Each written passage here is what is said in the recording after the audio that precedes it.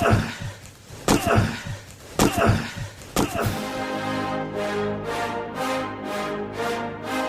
rolls out to the right, pitches off to Taylor, and Taylor's to the 20, down to the 15, down to the 10, 5, 4, 3, 2, 1. Touchdown, Billy Taylor!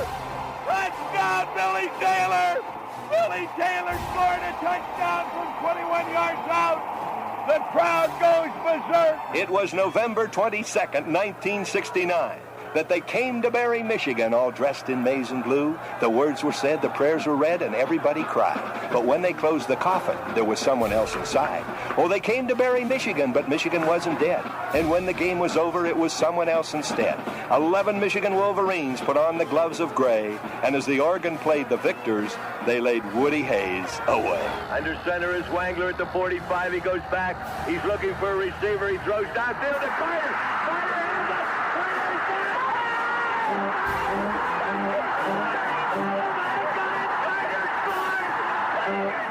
Who's got it better than us? Nobody!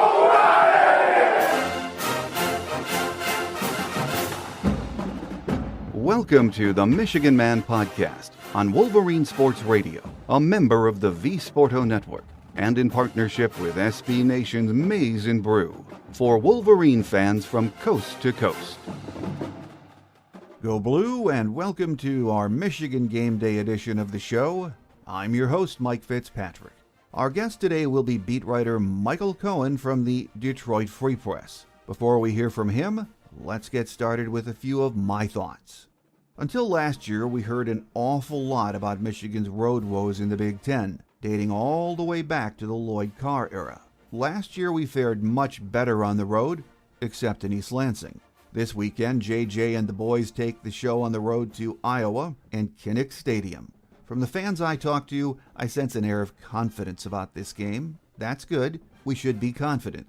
We also have to be vigilant and take seriously that Iowa is a very good football team. Their offense has struggled. We've all seen that. They are getting better, though. They're getting healthier. Kirk Ferentz teams play a style of ball that just isn't sexy, but it is effective. The recipe is run the football, don't make mistakes, kick for field position, and play to your strength, which is their really good defense. My heart says we'll win this game by a couple of scores. My head tells me we've been down this path before when playing these guys at Kinnick Stadium. If we don't play from the lead on Saturday, or let these guys get us into a low-scoring, muck-it-up kind of a game, we could be in for a dogfight. With Iowa's defense and kicking game, I don't like that scenario. My guest today says Saturday's game is a classic battle of strength versus strength. Michigan's offense against Iowa's defense. He's looking forward to it. With us next is beat writer Michael Cohen from the Detroit Free Press. So don't go away.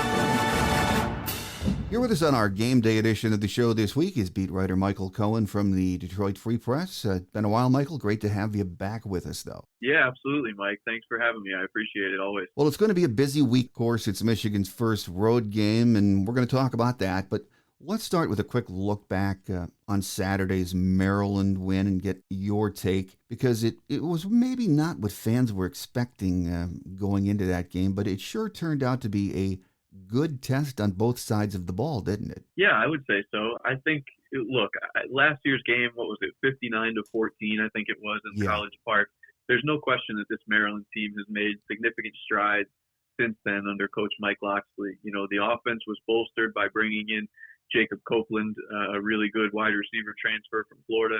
They found a really good true freshman running back in Roman Hemby. They've got at least two players on the offensive line, if not three, who will be playing in the NFL next season.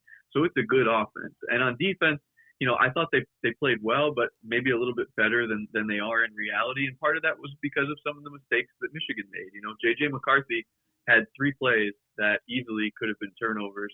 against Maryland. He had both of his fumbles, and obviously a fumble can go either way. Who knows what's going to happen at the bottom of a scrum or who's going to fall on it. And then he had that pass into the front corner of the end zone that was intercepted, but the player only got half a foot in bounds instead of a full foot in bounds. So there were 3 opportunities that Maryland had to potentially take the ball away from Michigan and really either turn the tide of momentum or extend the momentum that they had in the first 2 quarters when they played better than Michigan. So I think it was a little bit of an eye-opener for the Wolverines. We had a chance to talk to a few players on Monday after speaking to Coach Harbaugh, and all of them kind of said, there's a lot of places that we need to improve, or there's a lot of things we need to get better at. We're excited about the potential. We think we can do it, but that game kind of showed us, some areas where we need to get better. That was sort of the overall vibe that we got from players and Coach Harbaugh speaking to them on Monday. So I think you're right. I think it was a tougher test than Michigan expected, a tougher test than the fans expected. And I think this weekend's game against Iowa could be another grinded out slugfest. Oh, absolutely. Your thoughts on J.J. McCarthy's performance overall, Michael? It's an interesting one to evaluate, right? Because the first couple of games he was in there, he set such an unbelievably high standard that it would be almost impossible for him to match that in Big Ten play. He'd have to have just a flawless game of his life type performance. And to do that against the caliber of athlete and caliber of coach at these Big Ten schools is unlikely relative to, your UConns, your Hawaiis, your Colorado States. So in that regard, it was a significant departure from the level of play he showed earlier this past weekend against Maryland. What do I think overall? I don't think there's any question that he brings things to the offense that Cade McNamara can't. He's able to throw deep outs, deep comebacks. He's able to throw from one hash to the other, and it just zips out of his hand. It really does fly nicely off his fingers, and you can just see the ball just looks different. It sounds different in the air because he just is a more natural and more powerful thrower of the football than Cade McNamara. I think his decision-making is subpar. I think there's times when he has really good decisions, when he goes through his progressions and is willing to take the check down. But when we see the other moments, and I'm working on a story right now, by the time this podcast comes out, it'll probably be published, but he held the ball for 15.6 seconds on a play where he rushed where he picked up a third down when it was 3rd and 7 and scrambled all the way around. He held the ball for 8.4 seconds on his second fumble of the game. And so I think that when we see these moments of extreme control from J.J. McCarthy, when he does look really, really good, I think there's times when he's fighting himself because his natural instinct is to do what I just described and scramble around like he's in the backyard or like he's in high school and make all kinds of crazy plays. So I think this season is going to be a huge test of how much JJ can suppress some of his natural instincts for the sake of what's best for the offense. And I think there's going to be times when he does it great and the offense looks tremendous. And then I think there's going to be other times where it potentially bites him in the backside. And we saw some of that against Maryland. And that's what fans have to always keep in mind. He is uber talented, but it is a process, and there are going to be bumps on the road, aren't there? There are. And the good thing is, from a personality standpoint, this kid really, really wants it. He really, really wants to be good. He's willing to put in as much work as humanly possible, sometimes more than he should, which resulted in the injury to his labrum that was described as shoulder soreness from overuse in terms of all the extra passes and workouts he was doing last season and into the winter and into the spring. So I think he has the right temperament. I think he has the right mindset to get to a place where he's one of the best quarterbacks in the Big Ten. I just think that there's going to be some big bumps in the road along the way. There's probably going to be a game where he throws multiple interceptions. I think fumbling is going to be an ongoing problem for him because of the way he plays the position. Not only is he more prone to fumbling simply because he's going to run the ball more than Cade McNamara, that just is a simple fact, but also because of his willingness to extend plays. The longer the ball is in his hand, the more time there is to potentially have a fumble. So I think that's something that the coaching staff is going to really have to work with him on, ball security, all that kind of stuff. Because, his style of play just exposes him to a higher element of risk than Cade McNamara. Well, one of the things we learned on Saturday is that Blake can handle 30 or more carries in a game, and that was a sensational performance from him, wasn't it? It really was. And look, I've been down on Blake Corum at times because I think some of his stats that he's put up throughout his career have been pretty hollow. If you look at what he's done against Big Ten opponents, This was only the second time he's ever rushed for 100 yards against a Big Ten opponent, and the other one was Northwestern last year, whose defense ranked outside the top 100 in rushing defense. So he has not really done it against some of the top teams. Rutgers held him to 60-something yards on 21 carries. He was held by Wisconsin. He was held by Michigan State. He had one huge play against Ohio State, and if you take that away, his numbers were poor in that game. Same for Iowa. And then obviously he had 3 carries for 13 yards against Georgia. So against some of the better teams, he hasn't been able to do it. Now, I was impressed. I did not think he was a guy that was capable of carrying it 30 times and looking good from start to finish, and he looked tremendous. So perhaps my assessment of Corum has been too harsh over time, and maybe this is the year that he proves he can do it against all the Big Ten opponents. But, this is a guy who is clearly electrifying, clearly has unbelievable vision, can stop on a dime, can make every cut you want him to.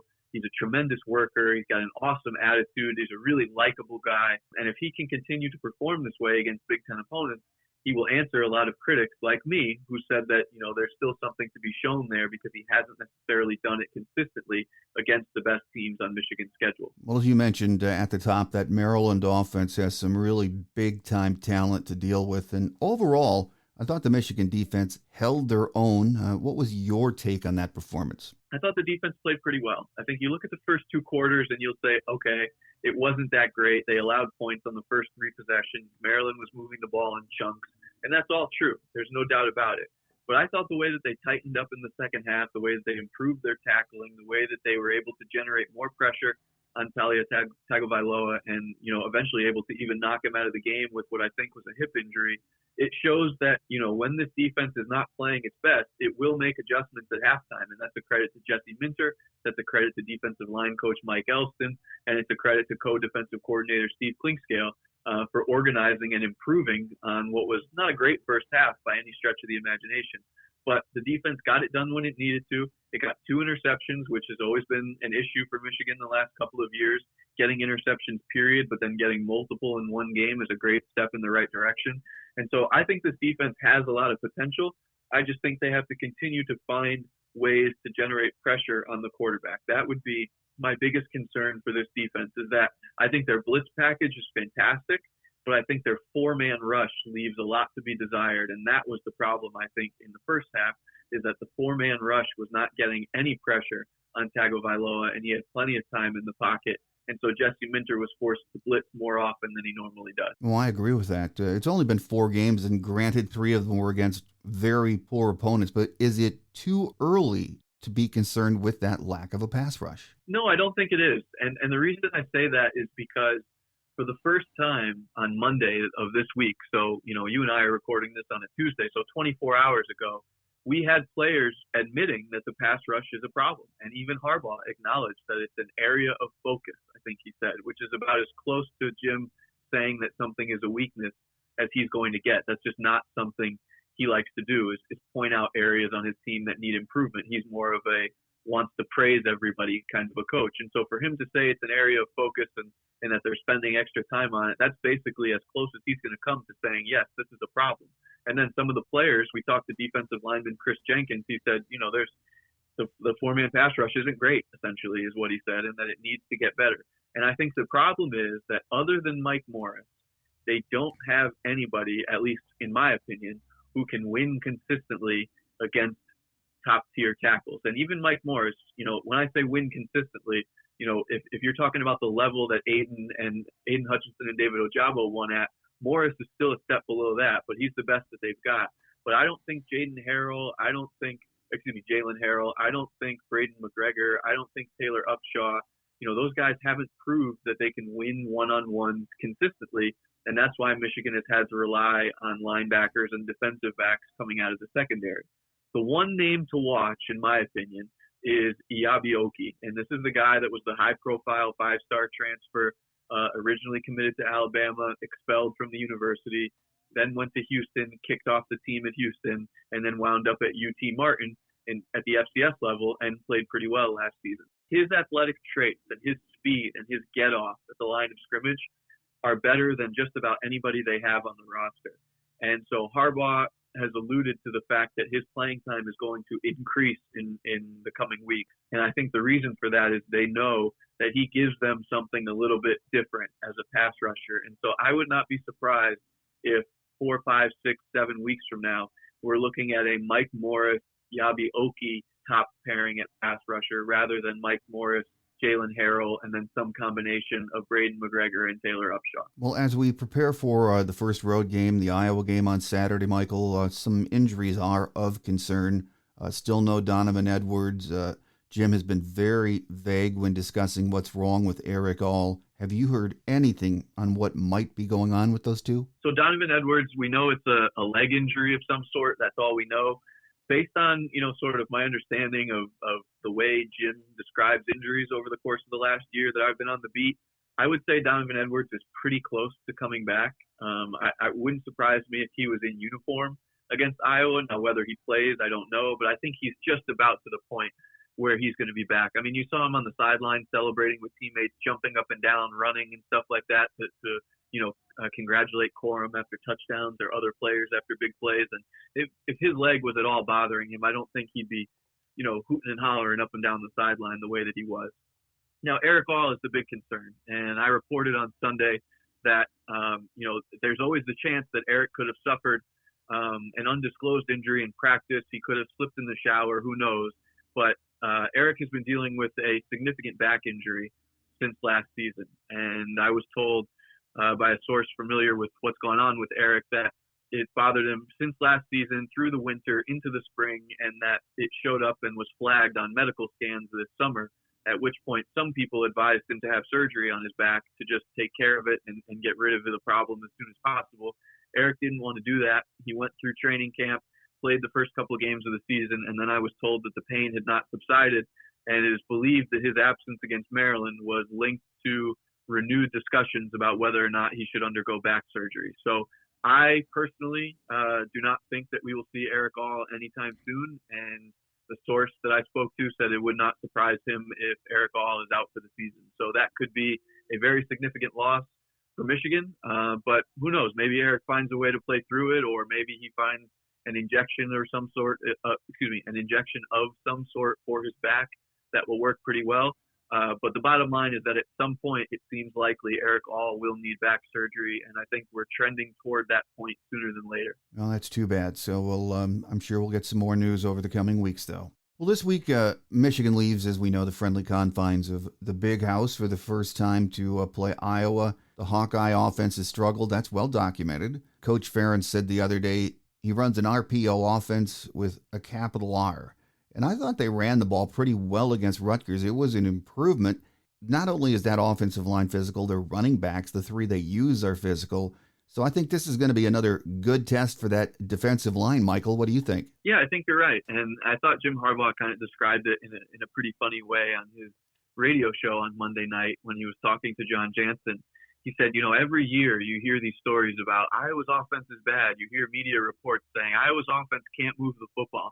And he said, but they're still good every single year, and they still have a chance to reach the Big Ten title game every single year. So he's like, is the offense really bad, or is the offense just what the offense is, and their team is so sound on defense and special teams that it doesn't really matter, and they're able to get the job done. So I thought that was an interesting way of putting it, that basically, like, Iowa is what it is on offense. They're always going to be that way because that's the style Kirk Ferentz plays.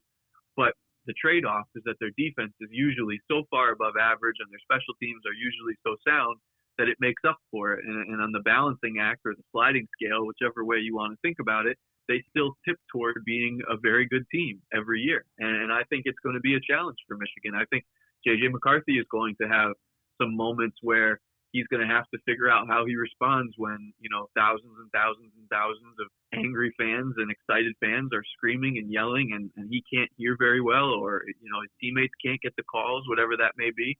So I think it's going to be a good test for Michigan on both sides of the ball. And, with Michigan State struggling, you never want to rule any team out in a rivalry game because, as people have seen over the years, rivals that are having a downtrodden season can certainly surge up and surprise somebody. But I would say that Iowa, Penn State, and Ohio State are the three toughest games on the schedule. And you might say that going to Iowa is tougher than facing Penn State at home, even though Penn State is, playing very well and looks like they're on the fringes of becoming a top 10 team. So you could argue that this is the second toughest test that J.J. McCarthy will face all season before he goes down to Columbus right after Thanksgiving. And so I think it's a massive test for Michigan. I'm really, really intrigued and excited to see how it plays out, because it's really the prime definition of one team's strength smashing into the other team's strength, and I'm just so curious to see how it plays out. No, absolutely. So am I. And when you look at that Iowa offense, I got to see the Iowa State game and then last Saturday night's Rutgers game. Spencer Petras takes a lot of heat from not only the Iowa fan base, but from national observers. He has 3 starting receivers that have been out all year, and they do have 2 really good tight ends, though. Still, when you watch them, it's hard to imagine them having sustained success against this Michigan secondary and defense, isn't it? I agree.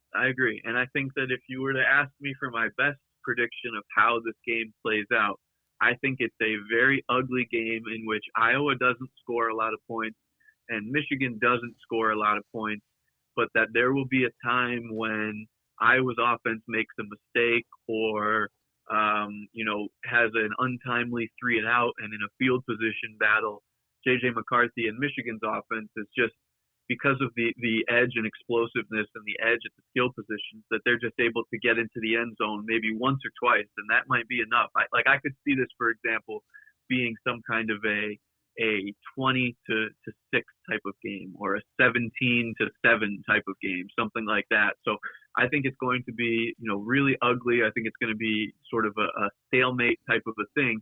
But I agree with you. I just don't see how Iowa moves the ball consistently against Michigan. Now, there's always exceptions to that, right? Like a defender falls and, Petras has a wide open player for a 50-yard touchdown because the cornerback slipped. Or maybe there's 3rd and 15, and all of a sudden it's a crucial pass interference penalty that pushes Iowa from near midfield into field goal range, and they get a cheap shot, or they get an easy field goal that way. Chip shot was the word I was looking for there. Sorry.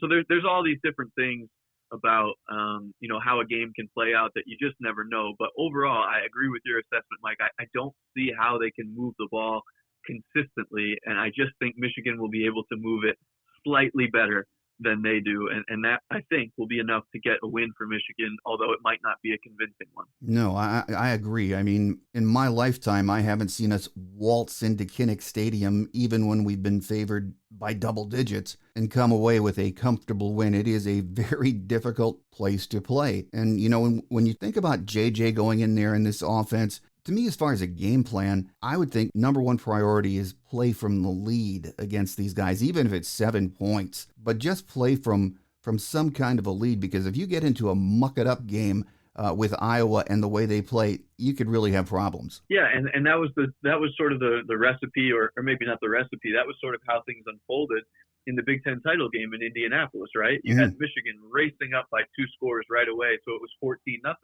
And I remember, I can't remember if I was sitting next to, 2 of my colleagues were there, Reiner Saban and Sean Windsor, and I can't remember who I was sitting next to that day, but I remember turning to one of them, and as soon as it got to 14-0, I turned to him and I said, that's it, game's over, because Iowa wasn't going to score 14 points. And it turned out they came nowhere close to scoring 14 points. So I think establishing the run, playing from the lead, and finding ways for JJ to get some easy completions early on, whether it's some play action and short crossing routes, whether it's the bootlegs, whether it's, whatever they can scheme up, swing passes to Roman Wilson, so that he can get comfortable quickly and sort of not have to feel the pressure of needing to convert a 3rd and 10 or, some kind of key 4th down, 4th and 2, 4th and 3, if they're right past midfield on the edge of field goal range. So make it as easy for J.J. McCarthy in the first quarter while finding a way to put up a score early. And I think that will really calm any nerves that he may have. But, as you noted in sort of your build up to this question here, not an easy place to play no matter how much you're favored by. And I saw a stat on Twitter yesterday, and if I'm repeating this incorrectly, I apologize, but I believe of the last 6 times an AP top 5 team has gone to play at Iowa is 5-1 in those games. And so it is not an easy place to play. As Jim Harbaugh noted in his Monday news conference, it's where top 5 teams go to die, and that's what Michigan is facing this weekend. Well, final question before we let you get away, Michael. We know it's still early in the season, and Michigan needs to get a lot better. They have plenty of time to do that. Penn State looks like a force this year. As you said, they're on the fringe of being a top 10 team. And Ohio State, well, they look otherworldly when you see them play. It's almost depressing watching them, Michael. I mean, they just look like a team playing on a level that's unstoppable, don't they? Yeah, they look really good. I mean, I think there was probably a glimmer of hope around the Big Ten when people watched that season opener against Notre Dame, and the offense kind of looked stuck in the mud for a while. And then when Notre Dame proceeded to sputter late in the game, and then also in their subsequent games in weeks 2 and 3, people thought, well, maybe Ohio State isn't that good. But then all of a sudden, Ohio State chugs to life, and they've done it despite having injuries at the running back position and the wide receiver position. I mean, C.J. Stroud can make any throw you want. But the big difference, I think, is on defense, where they brought in a new defensive coordinator, plucked him from Oklahoma State, Jim Knowles, and it's really, really been a turnaround on that side of the ball for Ohio State. So again, last year I picked Ohio State to beat Michigan, and obviously I was wrong, and obviously I was extremely wrong in terms of the manner of that game, with Michigan proving that it was big enough, tough enough, and strong enough to bully the Buckeyes, which is not what I expected at all. So perhaps I'll be wrong again this year. But right now, I just think that this year's Ohio State team is better than last year's Ohio State team.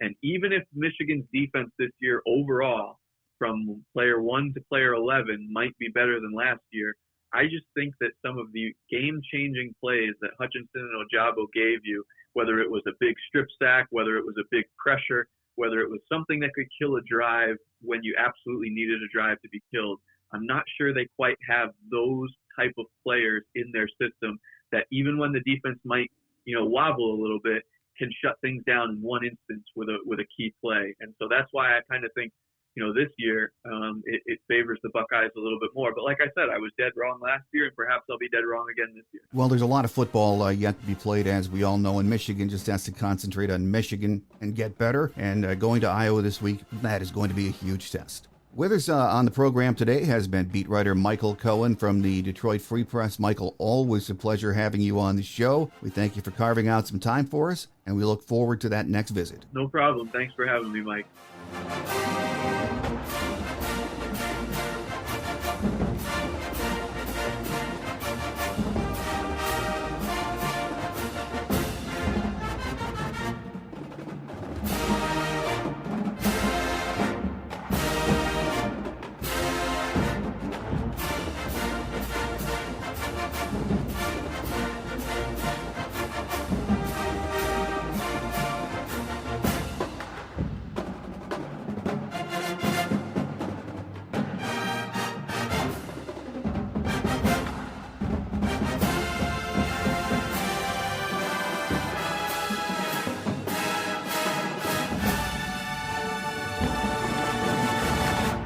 On Quick Hits today, no injury updates from Jim. Donovan Edwards might play, we'll see. Eric All will definitely not be in action. Nothing on the injury front has changed from Jim's Monday presser.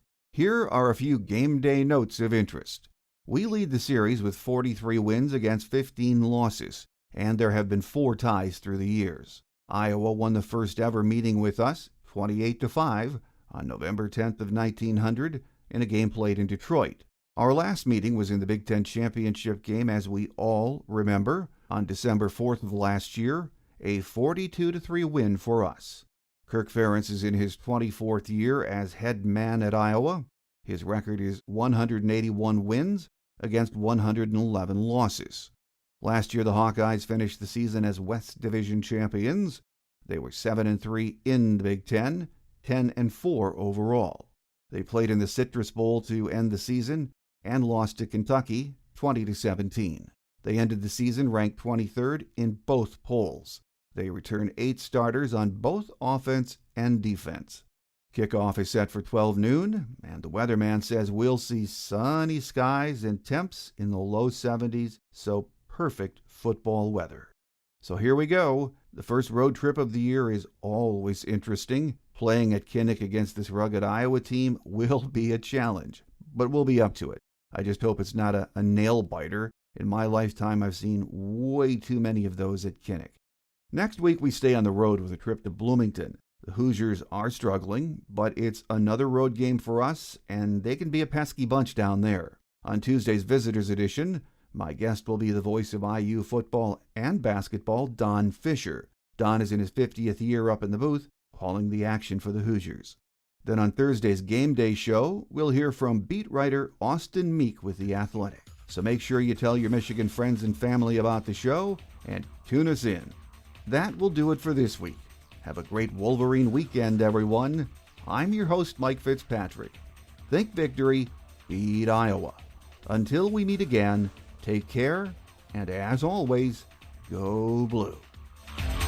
Thanks for joining us today on The Michigan Man, here on Wolverine Sports Radio, a member of the V-Sporto Network, and in partnership with SB Nation's Maize and Brew.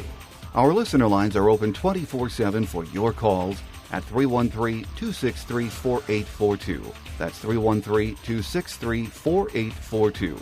Or email us at themichiganmanpodcast@yahoo.com. That's themichiganmanpodcast@yahoo.com.